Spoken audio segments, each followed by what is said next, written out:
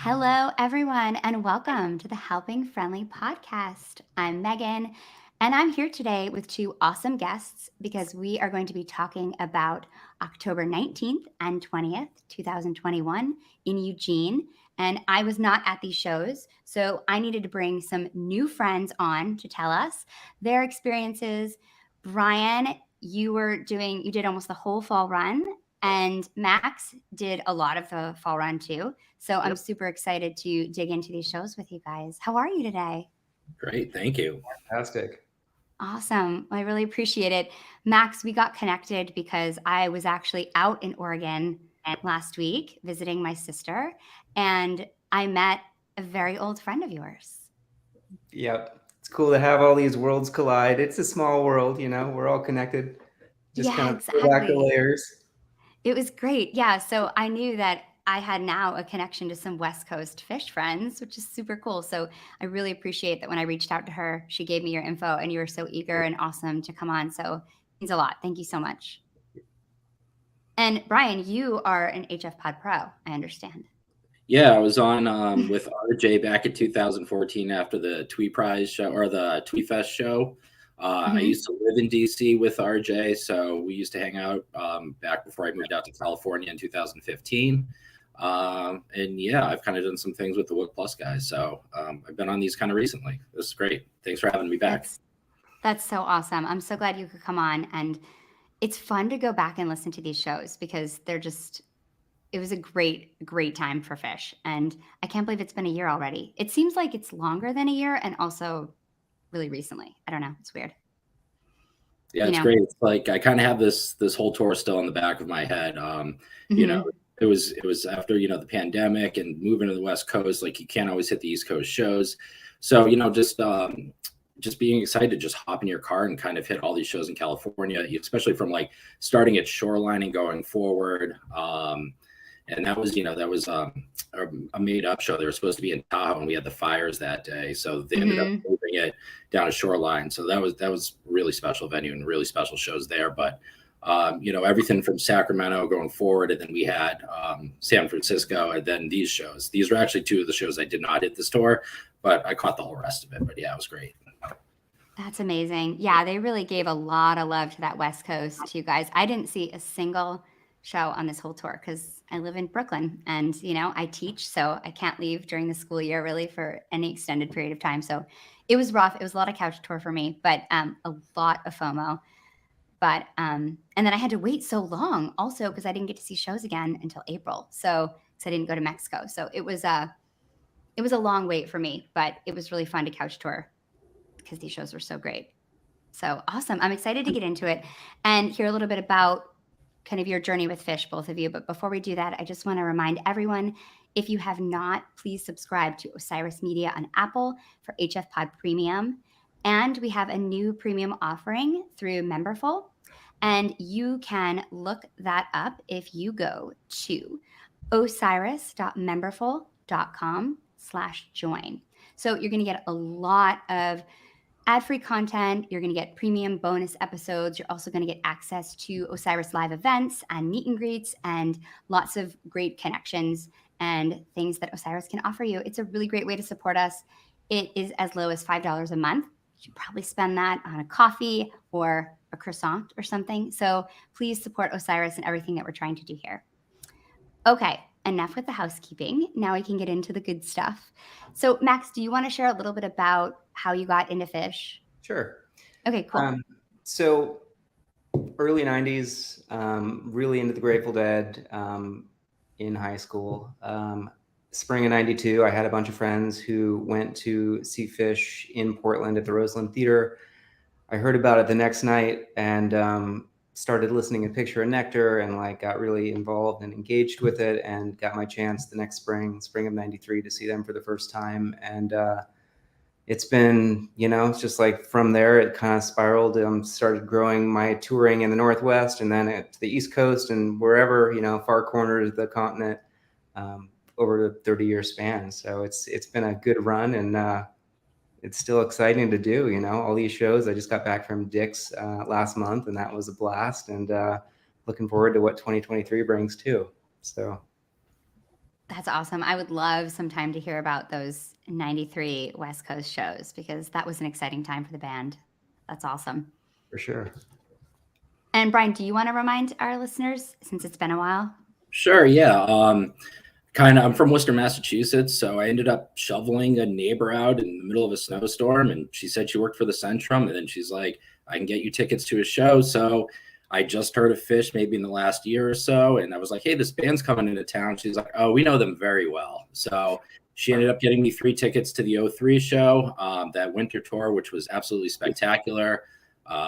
Yeah, Yem was my first live song. I had no idea what it was at the time. So it was quite a journey from there on. And, being part of the 2.0 crowd, which is very few of us, learning a little bit from there and then getting back in 2009 and seeing shows pretty much every single year up until now. So my last shows were Alpine, which was my 150th show. And yeah, it's been a journey, a lot of great friends along the way, and just love listening to the band. That's awesome. And I have to say, every 2.0 fan that I know is so dedicated because you came up in a time that was like Fish was not always available. I think that makes you almost like, I don't know, want it more. I don't know if that's true, but yeah, it was like 10 shows I saw in that era, and then you have this giant gap of just getting into this band, and you're like, how much stuff can I download off Napster, or where can I find this? yeah. And I didn't really, then we weren't trading tapes this time, we were trading CDs. So I would just have Right. both the CDs in the car and driving around and until that announcement in 2009. And I was just like, all right, it's finally on again. So, but yeah, just learning along the way, kind of just through CDs instead of seeing the band. Yeah, I think that's so interesting. Whereas like Max and I, when we got into the Fish, it was they were playing a lot, so you could see them a lot. So I totally think that it added like this extra like drive in 2.0ers. So props to all the 2.0ers out there. Yeah, we love you. So sounds like Brian, you did the whole tour except for these 2 Eugene shows in fall of 2021. And Max, do you want to tell the listeners a little bit about what you did of that tour? Sure. I started in Sacramento. I did that show, and then the 2 in San Francisco, and the 2 in Eugene. And then I was riding my couch for the rest of the tour. Enjoyed, Chula and Vegas and all that good stuff. So I got a pretty good sampling of the music that tour, and really that was a great tour. So glad that I got to see a good chunk of it. Yeah, absolutely. And even though you saw the beginning, you saw some great shows, really great shows. I feel like all of these shows had just spectacular moments. So we've got the Sacramento show. We talked about the first night in San Fran earlier in the week. And then there is the second night in San Francisco, and we have this tragedy happen. So I'm so curious to hear kind of what the vibe was like going into the shows in Eugene. You've got them playing at the University of Oregon, Matthew Knight Arena. This is like the second time they've ever played there, right? They played there in 2014, and you were there, right, Max? I was, yep. Yeah. So, it was pretty intense. Like, I mean, just to backpedal to San Francisco for a moment, like, I was on the floor for the show and, saw some hubbub going on in the stands, but didn't really know what was going on until later. And then afterwards, some friends of mine were nearby and they kind of relayed the story, and, it's like heartbreaking. And then, I honestly, going into the Eugene show, yeah, you're carrying that with you, and like, the band knows at that point. And I was grateful that Trey just kind of, spoke to it for a moment. I appreciate Trey's just genuine authenticity and just, like the guy's speaking from the heart. And it touched a lot of people. And, there's people impacted who were nearby. There's people impacted who knew that person, and that person or those people, in the incidents. So it was kind of heavy, but like, starting with a 25-minute Down with Disease kind of washes that away, or kind of blurs it. Absolutely. Yeah, at this point, I don't know if this is still true, but it was the longest opener ever. I don't know if either of you know if that's still the case. I think it still is. I've looked at things like the Riverport Gin, that's only 21 minutes. This is 25:52. It's pretty incredible. And this is 2 nights later. Excuse my dog. My dog agrees too. This is like 2 nights after they play that epic Carini encore, right? A couple nights later. So already in the tour, this is like the 4th show. They've played, almost 2 30-minute jams. It's pretty spectacular. Brian, what did you think about this opening Down with Disease? As Max was saying, like, we didn't even know it happened until we left the show, kind of coming out on that high, that Carini, and, listening to it on the way home. And then like, we find out that it happened and we're like, oh, wow. And of course, one of the things that you hear from people is Fish going to make a statement about this? And this kind of seemed like it was swirling around the community a lot more. Like I said, I wasn't at the show. So, you read message boards and you get online and a lot of these questions are popping up. And I think it's great that Trey did address the crowd about this and wanting everyone to be safe. And, Trey's taken steps in his life to be safe. So to be able to pass that message on to people, I think was really important. But like, Max said, opening up with a big disease to try to like wash everything away and like, hey, let's get a fresh new start to this. It's a brand new show, brand new town. It's great to hear Paige start layering and adding the synths in there. And, Trey using his like Mootron kind of weird tone through there too. And then it got kind of blissy towards the end, but then kind of flipped back around again. And that was, I think, that fit really well into what they did that entire tour. It's like that sound, that's, the whole band being on it together, and just like adding the layers, which made that disease just absolutely incredible to start that show. Yeah, the layers, I agree. It's just something they did so well. They're able to use their effect pedals and the synths and just really make incredible soundscapes. And Trey's doing a really nice job, particularly in this Down with Disease, in going between, I think at like 11 minutes in, he's using those like really rich effect pedals. And then when he switches back after that, his guitar sounds like so delicate and sweet. Maybe because like in juxtaposition to that really kind of like spacey, dark, pedal he's using. And I don't know enough about guitars to explain it well, but I thought his tone just sounded incredible. And Fishman is doing like these runs, and then you start getting to these like dark, evil monster sounds, which is so fun. And then of course Trey comes in with like the blissy, hopeful notes at the end. And yeah, I agree. I think it was a strong message, and I think it was a really good idea. And who else but Fish could find Jim out of that madness, right? It like erupts into this runaway Jim and it actually makes sense. I don't know. It's weird. Got to land somehow, Yeah. Just the beginning. It was Absolutely. a great Jim. Like it was kind of a type 1, but just like it was pretty fierce and fiery, and like that was like a statement to kind of get that show moving. Yeah, absolutely. It's like the second opener. It's like, okay, we just dropped this huge bomb and now we're going to open the first set. And then following that up with an Ocelot into Rift and Horn. And I'm just a sucker anytime they want to play Rift songs like back to back. I just think it's like so fun to hear them like that. Obviously they go really well together. Yeah. And then into Yamar, and then Stash and Walls of the Cave. I think the Stash is super interesting. What were your thoughts on the Stash? I was gonna say, just before the Stash, like that Yamar had like Paige going with this kind of type 1-y jam, and then it stretched out probably a little bit longer than Yamars usually stretch out. So I just thought that, like, I re-listened to the show last night and I was just going through it. I was like, that's actually just really nice, not to just kind of have a Yamar cut off, but it went a little further than usual. So I thought that was just kind of sweet. So going, overlooked kind of song, but it really landed well, at least with me. That song can get to some really pretty places. Like if when they stretch it out a little bit, it is really nice. It has such a good groove. Mm-hmm. And the Stash too, like, Stash, I always feel it's going to be more dirty-ish and kind of out there, but I felt like this was kind of blissy, kind of a little nice, kind of higher end notes. I don't know if it was major keys or whatever, but it sounded just nice and happy.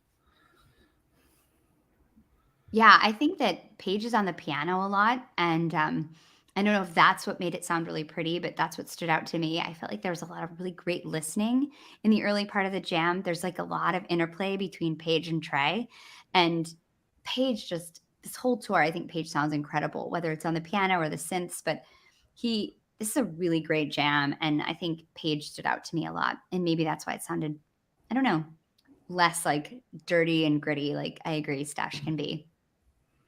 Max, what did you think about the Stash? Well, I like how it normally is, the dirty gritty or kind of just a little, edgy. I do like the smoothness. I like the contrast. So just kind of speaking about like the disease or something, where it's got all these different points. It's got the dark, it's got the light, the major and the minor chords and the jams. And so, yeah, I can appreciate like just kind of mixing things up within the context of these familiar songs, So I like the variety of it a lot. And when I heard that live there, I was kind of taken back. I saw Fish in '94 in Eugene, and that was an all-time Stash that they played that night. So Oh, I haven't been back to listen yeah. to that one yet for a while, but just kind of like it jogged my memory, and it was kind of a sweet little recollection. I'm glad you said that. I'm going to cue that up. I haven't listened to that in a really long time either, but 94 Fish is like, that's the year I first started seeing Fish. So that always hits me right. Always hits me right. Yeah. They had some enthusiasm. I mean, they got enthusiasm, but they're late 50s now, so they're in their late 20s or early 30s then, and yeah, they had some fire back in the day. Oh yeah, we've been listening back and looking back at like a lot of the early 90s up to 94 on HF Pod recently, and it's been so incredible to listen to just their drive and their hunger. 94 is like they are just about to play Madison Square Garden for the first time at the end of the year. It is like they are reaching the peak and you can just hear it. So I agree. Love 94 Fish. That's awesome. I'm listening to that tonight. Thanks. Yeah. So then, like you said, both of you have mentioned after Stash, Trey talks about being heartbroken about the events in San Francisco. And what's amazing about what he says is that he connects someone who was injured in the incident back to their married to the event manager for the show in San Francisco. And I just thought it was, like you both have mentioned, so kind of classy how he explains that like this is actually like a small world that we're all in and we're all part of this community, and it's actually like a lot tighter than you realize. Just like we were talking about at the beginning of the show, Max, like, we're all kind of like one step away from each other. And I think him recognizing that and saying that there are just 4 more people in this group, we just happen to be standing up here. I thought it was just, yeah, really beautiful and perfect. And it's fun to hear him say something like, we're going to play one more song. I don't know what the song's going to be, but we're going to play one more song and then we're going to take a break. Like, this does sound like old Fish, like when they would just kind of like chat with the audience and be like, all right, we got another one for you. Like, don't go away, So that was really fun. And then Walls of the Cave. That's a Kinda classic perfect. 2.0 number. I love Walls of the Cave. Yeah. Beautiful set closer and such a meaningful song too. Yeah, solid set, solid opener in Eugene right there. Really, really good set. Like, I would imagine you felt pretty good after that first set. Like, do you remember kind of how people were feeling or what Yeah, people were people were saying at set stoked. break? I mean, so just I don't know. I think that you guys have kind of alluded to it a little bit before in the last couple episodes, but like for me, going to Sacramento, that was like my first indoor show or my first Fish show for 2 years, and like really every step of the way, there's people who are just kind of reintegrating into that, and so certainly it's like they blow the roof off this place, and everybody's kind of got all this 2-year pent up energy, and they can hold the space for it. So it's pretty magic. Yeah, just like being in a Fish show for the first time after the pandemic. My first show back was the first night of Hershey, so it was outside. Mm-hmm. And just an okay show, but the energy, they came out and they opened with First Tube, and I thought I was gonna like explode. It was just like, I can't handle this. It was just so exciting to be back. And yeah, we were talking about that on Monday, how every show was someone's first show back. And that energy, I think, is part of what made 2021 so magical. All And I right. just want to say thanks to Fish for like holding the space in that time, dinner and a movie and the Beacon Jams. I mean, like really like that stuff, it's like dinner and a movie. You had these text chains going and everybody's like at their home talking to each other, and Beacon Jams. Like, so we didn't get to see them, but like, I mean, they were still present, and I appreciate that. That was really a nice gesture of those guys. Yeah, I totally agree. Those things kept me going, definitely during that period of time. The Beacon Jams was Those were amazing. So amazing. Yeah, we should do like a little thing on those. Maybe we'll go back and do those. I remember when they were doing them, I wasn't a co-host yet, and I was like harassing everybody on HF Pod trying to get my spot here. And I was like, I think we should do something on the Beacon Jams. Have you guys thought about doing something on the Beacon Jams? They're like, okay, like relax, it's fine. Yeah, so I like those. All right, let's get into set 2. So we've got Twist opens up into Blaze On, to Plasma, to Leaves, to I Never Left Home, to Sparkle, into 2001, into Sigma Oasis, and an encore of Drift While You're Sleeping. I'm really excited to hear what your thoughts were on this second set. Brian, do you want to start us off? Sure. So, Okay, cool. We've already hit our 120-minute jam, I think, for the show. So, they can, Right. they can do a little bit more playing around with some more songs. So, being able to seg from song to song here, I think it was all pretty clean segs. Like the Blaze on Plasma seg I was listening, I was just like, how did that just happen? You're kind of already in that song. But yeah, Twist, again, a little bit dirty. We've got like that Mutron kind of thing going on. We got some page synths, and that was just a really nice opener. Like, I feel they had to say what they needed to say in that song. They kind of got through everything, and it was very well put together. I don't think it needed to be stretched out much longer than it did, and it just segged into Blaze On, which I thought was just great too. Which is always just a very, very fun song to hear. I agree. I'm team Blaze On, totally. I feel like that song, the segues in and out of that song are often amazing. I feel like even this summer they were doing a lot of, I think it was like in Atlantic City or something. I don't remember. I'm not good like that at remembering the exact show unless I'm looking at the set list. But yeah, they're always doing cool things in the segues of that song. I don't know if it's just the way the song is set up that it's easy to go in and out of, but I agree. It's a great segue.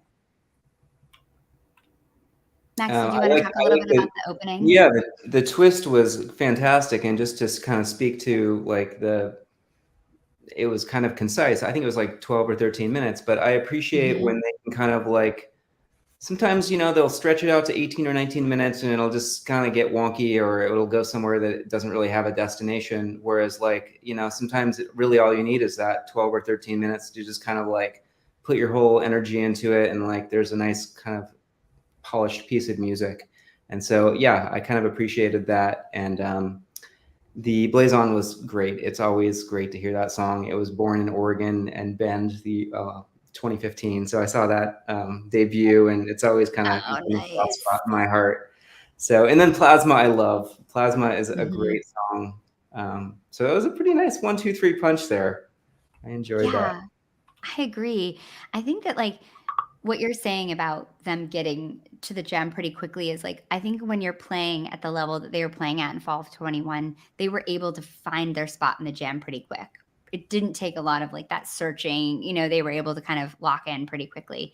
I love this twist. It was funny. I was thinking about the vocals a lot because I've been listening to a lot of earlier Fish, that Trey's vocals just sound really good. I know he's been working with a coach, and he was writing all these songs during quarantine, like that were really kind of like vocal heavy, and just him alone in his apartment. But the vocals in Twist, they sound really good. He just sings with more finesse now and more emotion. And it's just, sometimes it just hits me and I'm like, wow, this guy's really locked in, especially when you hear how he used to sing. And it's so kind of like, it used to be very like Zappa-like and exaggerated and like silly and kind of like, it felt a little, I don't know, distanced emotionally. So it's really fun to hear him kind of like leaning into that now. I love this jam. There's like this tribal beat to it, and Trey's using the effect pedals over it. It gets super rhythmic, which is like my favorite kind of Fish. And then it just devolves, which I think is super cool. I love Blaze On and Plasma too. And this Leaves is just gorgeous version. Absolutely beautiful. Again, Paige just sounds amazing. I feel like the first time I heard this song, I didn't really appreciate it. Like when I heard it on Sigma Oasis, like when I was listening to it a lot. I listened to that album a lot when it came out. I don't know if you guys did, but I was like listening to it on repeat. And now that I've heard Leaves live, I heard it this summer at Jones Beach, and it's so beautiful. I don't know what you guys think about the song.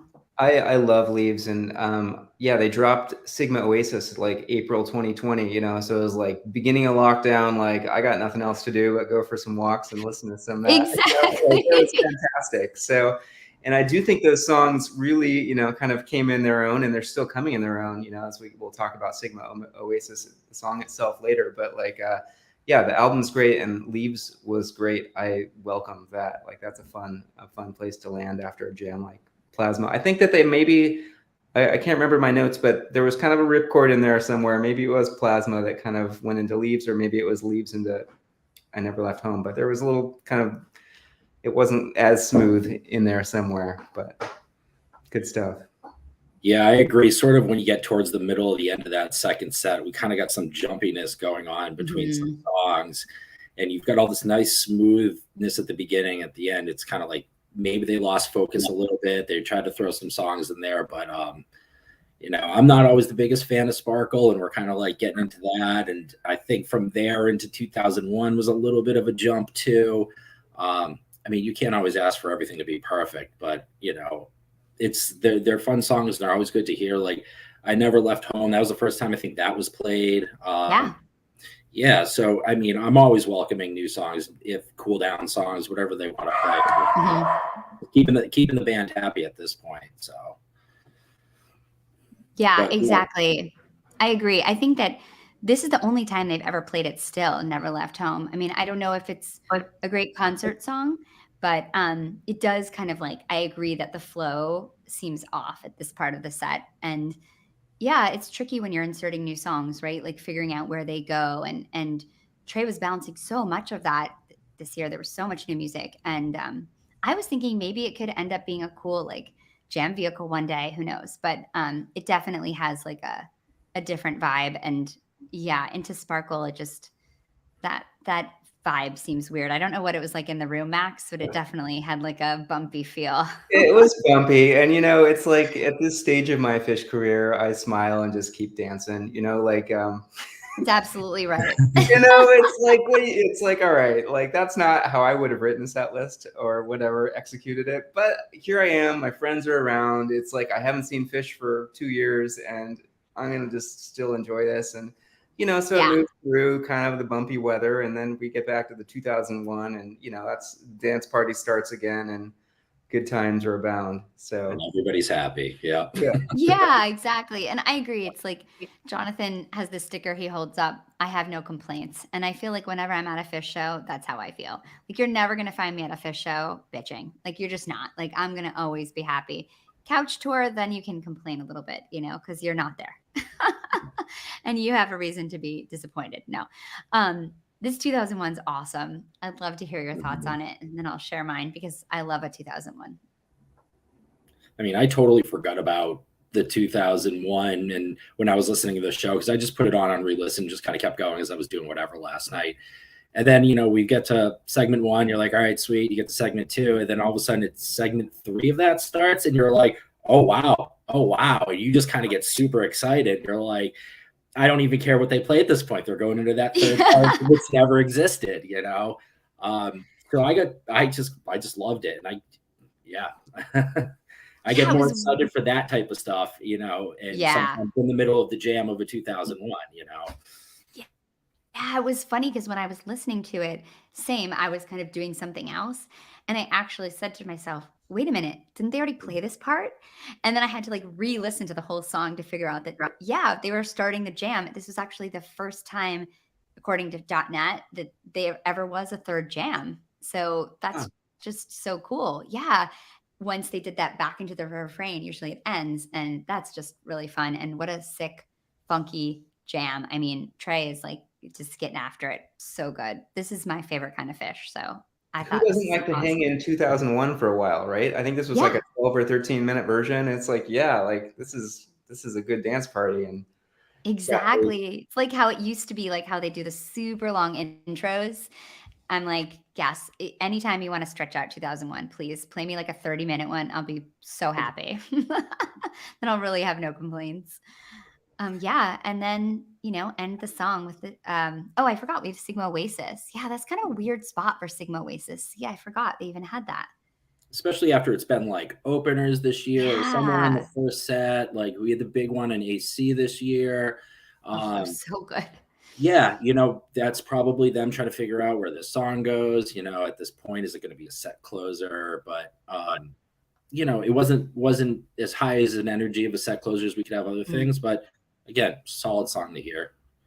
Yeah, I I love will, this song. I think it's a great, sorry, Max. I think it's an awesome, awesome jam vehicle. And I love it as like a set opener or show opener. So good.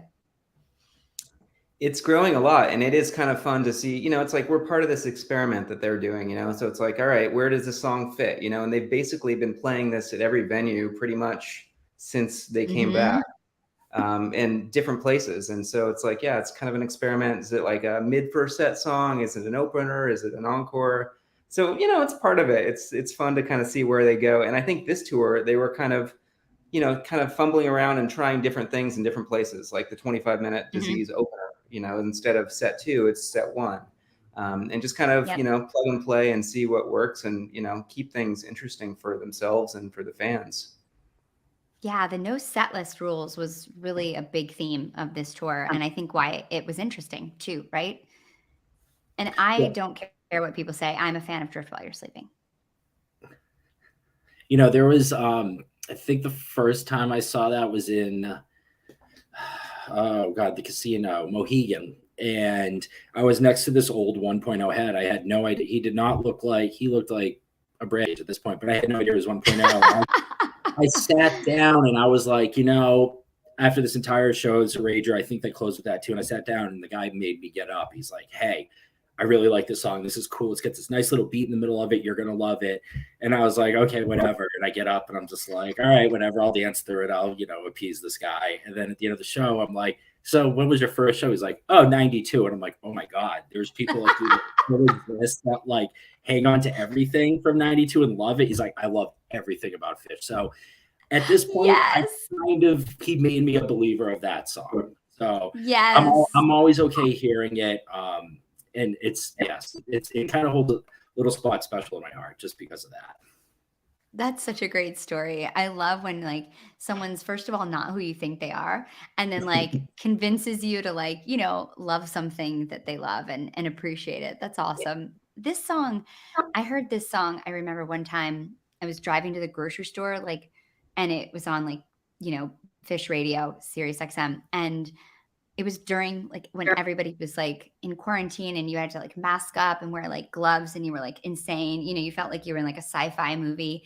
And I heard this song and I was just bawling the whole drive. This song is, it's pretty intense if you think about what Trey was going through when he wrote it and how vulnerable it is.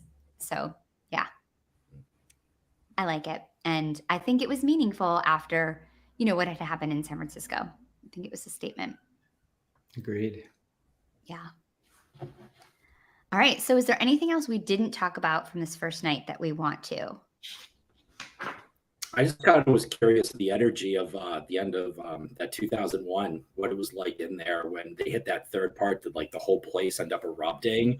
Knowing it, did they just kind of keep dancing? Because I feel like if I was there, I would be the first one screaming on the top of my lungs. People were pretty thrilled. It's like you expect it to be 6, 7, 8 minutes, and then it's like, all right, like we're past that. And now we're going into this like different area, different space and coming back around and it's building and building. So yeah, people were pretty thrilled. Sometimes I don't know. Like I like the 2001. Like Sigma Oasis is a great landing pad, but maybe other songs fit better at the end of a 2001. But people were stoked. I was stoked. It was a lot of fun. Very cool. Yeah, I could see if they flipped that and 2001 was the set closer. I think that would have been kind of like a triumphant moment, and maybe that's what they had planned on, and then saw the time or something. I don't know. I'm always curious as to like how much they think about that, or if they're looking all of a sudden and they're like, oh God, we still, we have some time still. I always wonder. But yeah, it seemed fun in the room. Anytime 2001's on, it's usually a good vibe, but especially if they're going to go into this third jam. It's awesome. All right, great. So let's move to night 2. So Max, what did you do before the show, night 2? Like, tell us what you did.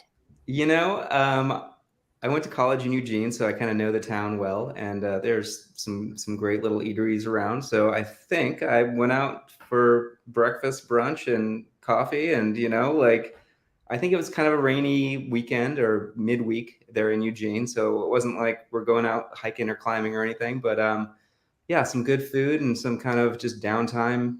Like I kind of try to keep things on the DL before the show. I'm not like going for a 10-mile hike or anything. So hanging with my friends and just kind of warming up and getting ready, and then it's like, all right, we're getting our clothes on and we're gonna go out dancing tonight. So Oh my God, I love you West Coasters. You're like have to like give an excuse as to why you didn't do a 10-mile hike. Like in New York, we'd be like, we fucking brunched. That's what we did. Okay. And we're proud about it. Like I just love it. You guys are awesome. I need to like motivate like that. But yeah, I'm glad you didn't do a 10-mile yeah, hike. That's awesome. Yeah. So you get into this tonight, and now it's like, it's good. You've kind of like had your moment, been able to like heal a little bit and come together. And now this show is cool. This show is so interesting. I'm so excited to hear what both of you thought about the show, because I think that they really came into the show thinking about the set list and playing some really inspired music and interesting opening, like opening with Mr. Completely and energy. That's just, whoa. Like, what was the vibe like in the room when they opened with that? so I love that 1 2 3 punch, or yeah, 1 2 3 punch of the opener. It was fantastic. I'd heard Mr. Completely with Trey Band before, but never with Fish, so that was kind of fun. And I've always been a fan of the energy, like back 2012 2013 when they kind of first brought that to the fold. I thought that was a fitting song. And yeah, it was like fierce, like that was like a 25-30 minute just like full throttle, like let's get this party going. And certainly they did. I thought that was a very strong start, even better than the previous night. And yeah, definitely like night two I felt like was stronger than night one, just 2 set Fish show. So but yeah, that was a really really good start. Yeah. What do you think, Brian, about that opening? I came out of work and went back home, sat on the couch, and honestly, the 1 2 3 punch was absolutely fantastic. It had a lot of energy to open up the show. I personally, the segue into Timber was very clean. Mm. Fishman was doing his work, which I think he did the entire tour. He was making beats out of fills and he was adding notes left and right, which I think for that entire first 3 songs was kept everything moving and forward, kept everybody interested. There was no lull points for Trey to sit anywhere or Mike to sit anywhere. It progressed forward. It was, Disease, a great opener, long, but honestly, this is the 1 2 3 punch with the energy behind it that this show like set the tone. Absolutely set the tone for this show. Yeah, I totally agree. I thought they came out like ready to play interesting music right away.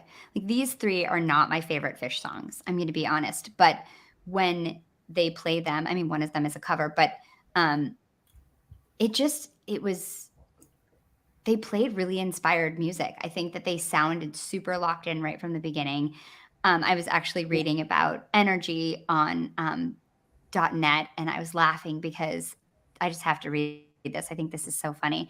It said energy burst onto the Fish scene as the second set opener on 7/5/13 at SPAC. Initially thought to be a new original song, it was quickly revealed to be a cover.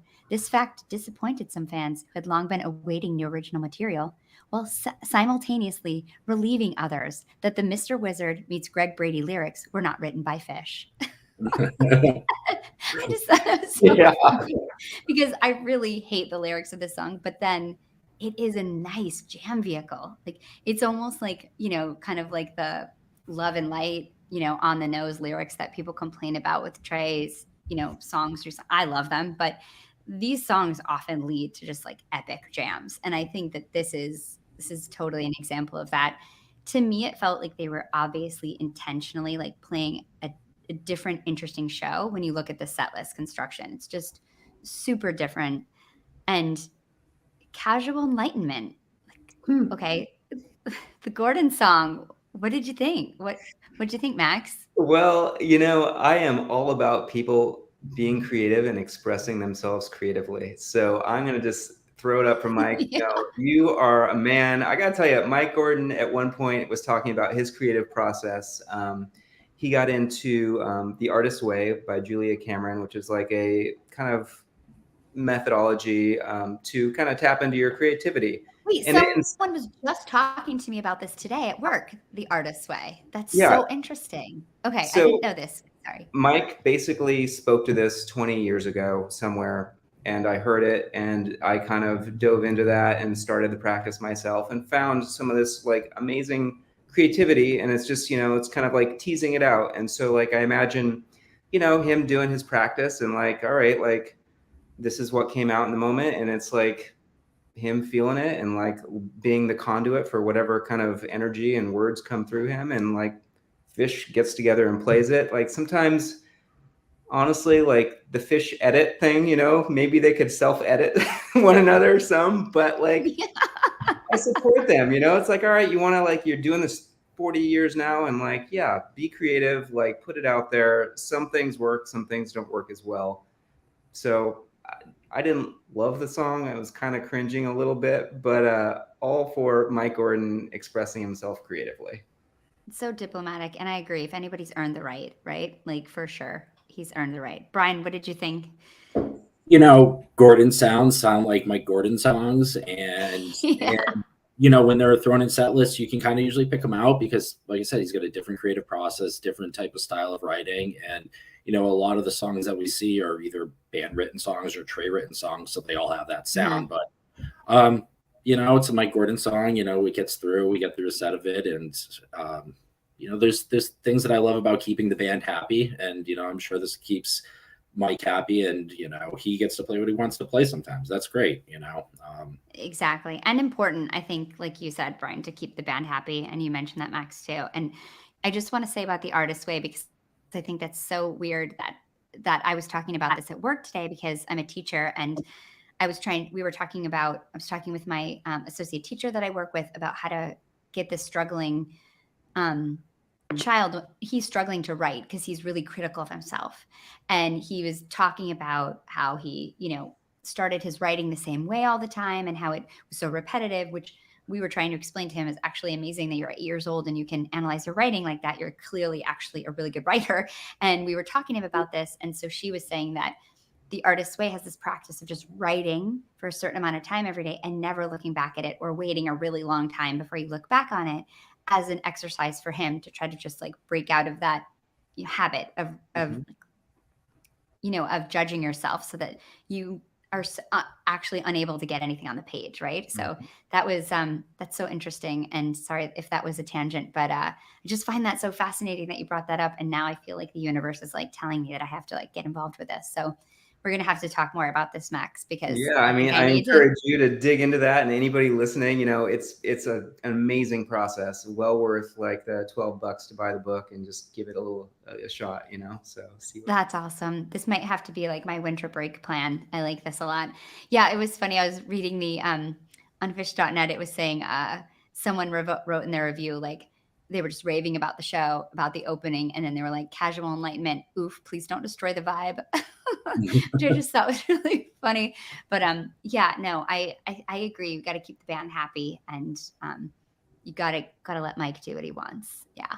And then just interesting, right? You've got Divided Sky after that, and then Farmhouse. Like, this is just, to me, super interesting. I was wondering what it felt like in the room.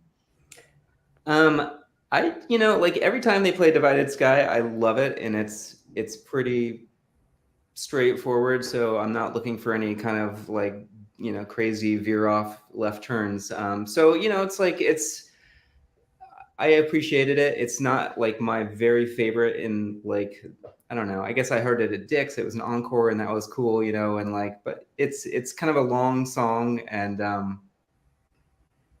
wasn't my favorite placement of it, but I enjoyed it. Yeah, it's kind of like a quintessential Fish song, right? Like, yeah. And I remember I was talking about it with Brian once, and he was saying that, you know what you're going to get, though. So sometimes you can kind of like zone out in a way that you don't when, you're listening to a jammed out Mr. Completely, right? Because you're Right. like, oh, what is this going to do? Where's this going to go? So I get that. Yeah. Yeah, I don't mind hearing it either. Like it's a good Yeah. song. It's a nice, almost kind of reset. If you need to sit down, if you smoke weed, you pack a bowl or do whatever you want, and Yeah. it's great. It's relaxing. It's great because it's a story. It's a straight musical Hmm. story where I don't know, and I just kind of love that. And I was listening I to love that too. Farmhouse after that. I almost heard Trey groan as he started Farmhouse. Then I heard the re-listen of everybody else groaning, and I was just like, all right, all right. I know you guys gonna play it, but yeah, still just a little bit kind of a lull on the energy. I'm assuming in the venue for those couple of songs, But we're mid first set, so I mean, like if you're gonna play Right. any of Good those songs, time. like play them now. Like we're talking about the rift horn, like awesome mid first set, like that is Yeah. great. And same with perfect. this, like Yeah. so. I agree. And Brian, what you said about it being a story is so true. And it's a story that you know so well, right? Like Mhm. it's like, it's almost like a lullaby. You can like sit down and listen to it. You know what it's going to be. It sounds great. And when Trey hits those notes, at the end, you're just going to be like riding that divided sky moment. And yeah, I agree. It's a good feeling, good vibes. I like Farmhouse, but yeah, I get it. And then into this like super cool split open and melt sandwich with end of session in the middle. This is cool and clearly like planned, I would imagine, right? Do you think I That's think great. they plan stuff like this, right? It's got to Well, you be. got to remember those words, I mean, yeah, those are Yeah. deep words, I mean, like, or just deep in the memory banks. Like for me, like I'd heard it back in the day. I didn't recognize it in the moment. And it came at the tail end of this like monumental split open and melt that, the Mhm. was splitting and opening. And it was great, a great version. And it was kind of a treat to get like a little throwback to yesteryear at the end of it there. And I think at the end of, was it Sacramento, they played And So to Bed or something, like, so they kind of like Mm. played Mhm. a couple of these random old school just ditties in the midst of other songs, which was interesting. Yeah, the I melt love was that. great. And then I didn't know too much about End of Sessions. I think the only time I've really listened to it was the Baker's Dozen one. And Mhm. like going back and like looking at my like app as I'm going through it, I'm like, okay, so when does it actually start here? And then it's like Yeah.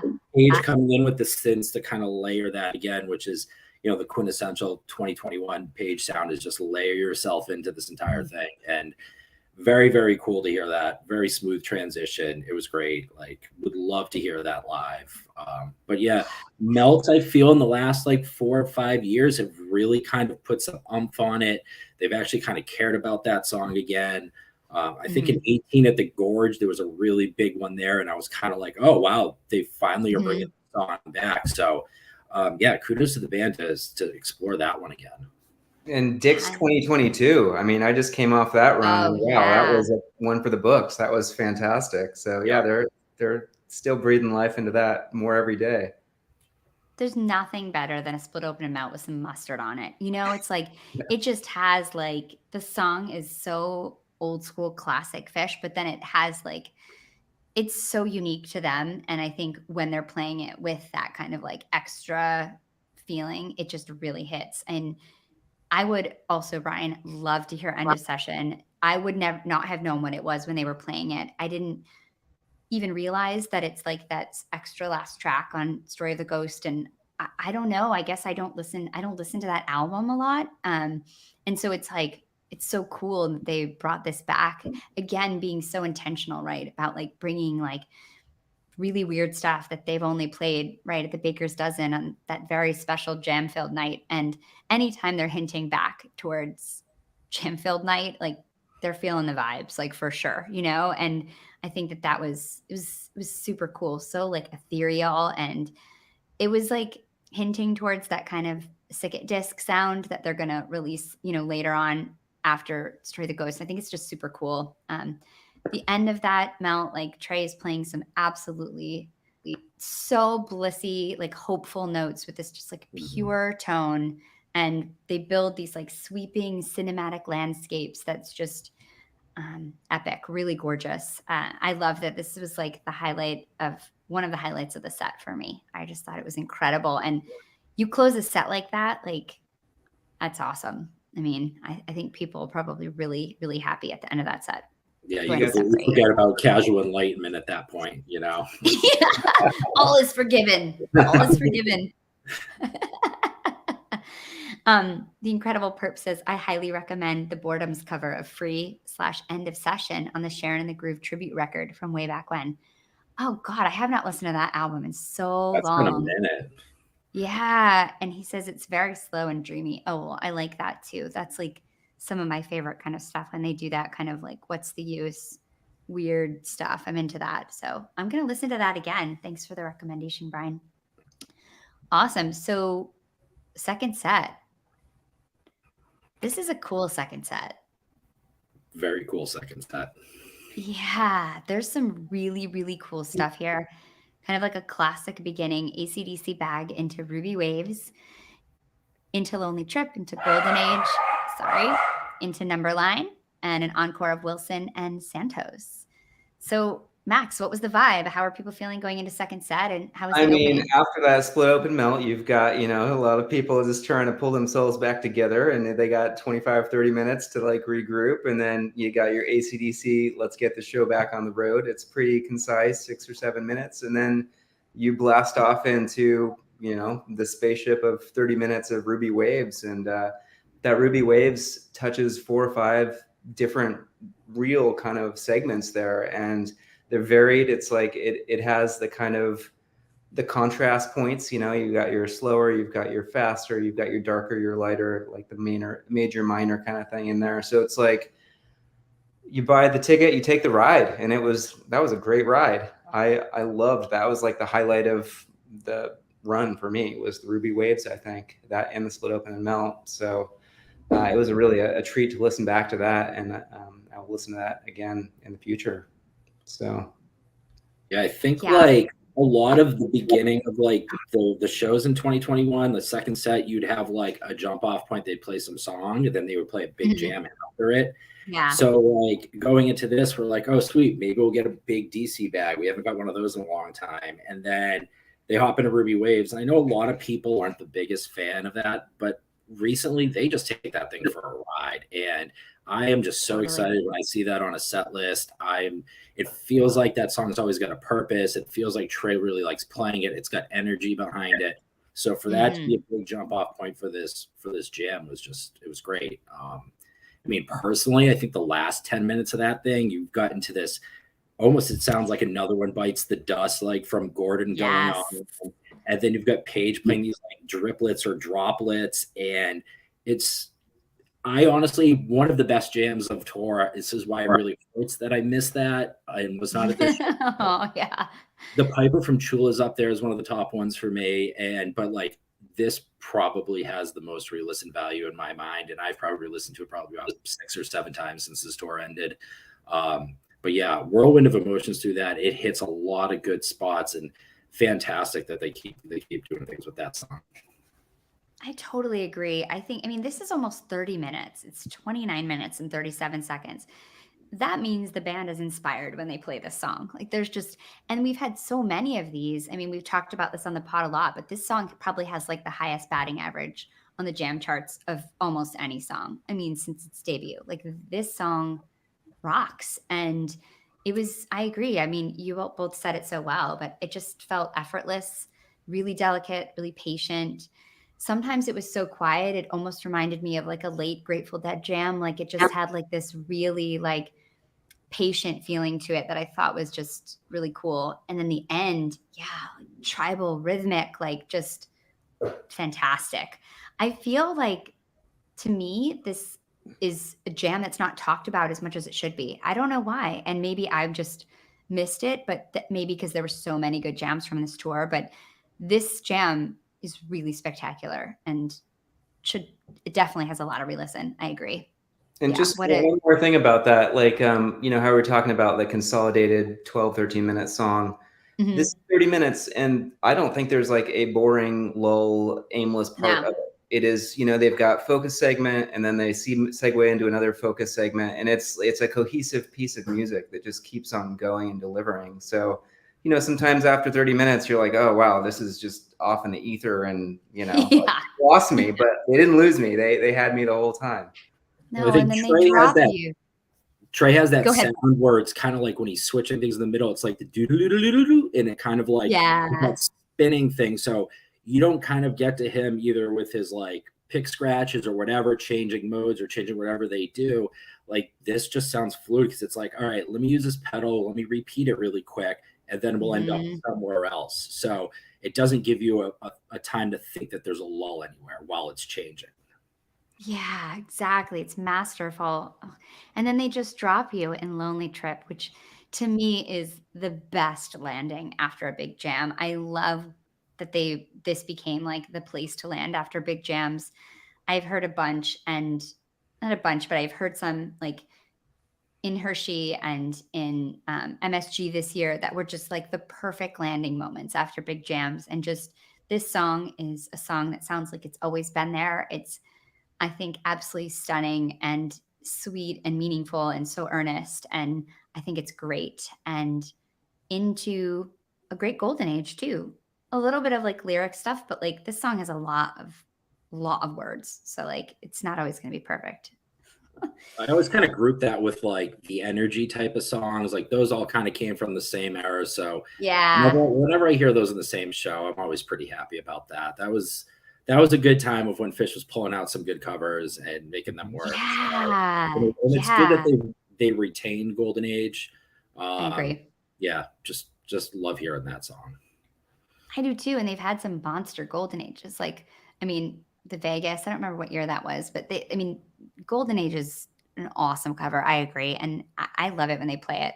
I don't think I've seen that many either. I think there was a Golden Age. 9 years ago in Hampton today. I think today's the anniversary of that.